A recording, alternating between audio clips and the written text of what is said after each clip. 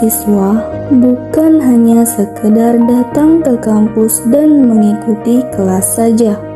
Mahasiswa memiliki kewajiban utama, yaitu belajar dengan sungguh-sungguh, mengikuti perkuliahan, menghargai dosen, dan mengembangkan diri melalui ilmu pengetahuan.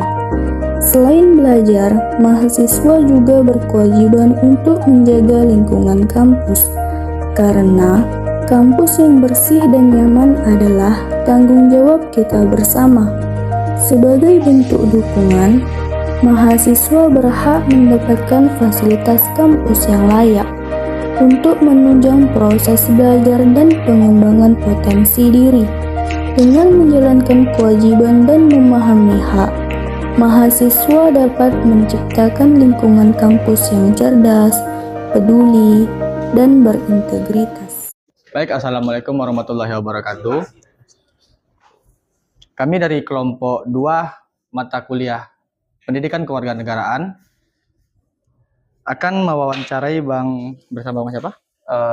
Halo kawan-kawan, perkenalkan saya Adam Maulana. Di sini mahasiswa semester akhir, semester 8, dan juga selaku Presiden Mahasiswa BEM ITB Indragiri. Nah, jadi saya akan menyampaikan beberapa pertanyaannya, Bang. Jadi kan kita memiliki pendapat masing-masing ya. Jadi yang pertama itu, apa definisi hak dan kewajiban warga negara menurut pandangan Abang? Oke. Mungkin sebelumnya siapa namanya tadi? Nama saya Rizky Ramadan. Bang Rizky. Iya. Mungkin Bang Rizky yang mau kami sampaikan, kalau berbicara tentang hak dan kewajiban pastinya berbeda ya. Setiap orang kan dari Nino ke kita beda, Abang sini beda kan. Iya. Jadi kalau dari kami, kalau berbicara tentang hak dan kewajiban itu adalah segala sesuatu yang pada dasar itu adalah harus imbang gitu. Ketika kita mendapatkan hak kita, maka kita juga harus menjalankan apa yang menjadi kewajiban kita. Nah, contoh, kita memiliki hak untuk berbicara, maka kita memiliki kewajiban untuk juga membuat orang-orang yang lain itu tidak kehilangan hak mereka juga untuk berbicara. Nah, itu kewajiban kita. Nah, mungkin itu secara sederhananya.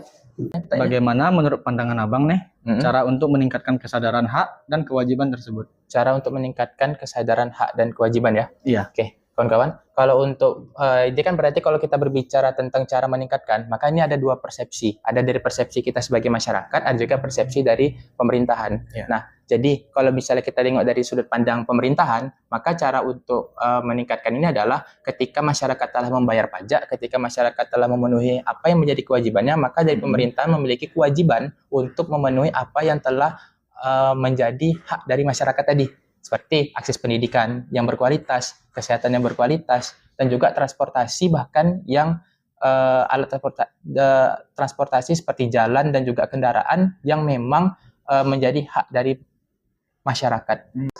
Lalu menurut Abang, apa dampak yang terjadi jika warga negara hanya menuntut hak tetapi mengabaikan kewajiban? Maka disitulah awal dari terjadinya kalau kita sebut itu chaos atau kekacauan nanti. Nah, gini kawan-kawan. Jadi ketika kita nih, contoh di negara ya, di negara itu kita memiliki hak seperti hak untuk berbicara, hak untuk mendapatkan pendidikan, hak untuk mendapatkan akses kesehatan, tapi kita tidak mau melakukan apa yang menjadi kewajiban kita. Contoh, kewajiban kita untuk menjaga orang-orang lain tetap bersuara, kita membungkam orang lain. Nah, ini kan salah satu bentuk bahwasanya kita tidak menjaga hak orang lain, tapi kita hanya menuntut kewajiban orang lain. Nah, gitu. Jadi kalau dari kami, secara sederhana, ketika hak dan kewajiban ini tidak seimbang, maka akan terjadi hal-hal yang bisa kita sebut adalah di luar dari yang sebagaimana mestinya, gitu. Karena itu dari awal tadi kita sebut bahwasanya hak dan kewajiban ini harus seimbang. Nah, mungkin itu kawan-kawan. Jadi ketika kita sudah mendapatkan hak kita, maka kita harus juga melakukan apa yang menjadi kewajiban kita. Nah, jika menurut Bang Adam tadi seperti itu, jadi kita kan sebagai warga negara nih Bang, apa langkah yang harus diambil jika hak kita sebagai warga negara tidak terpenuhi?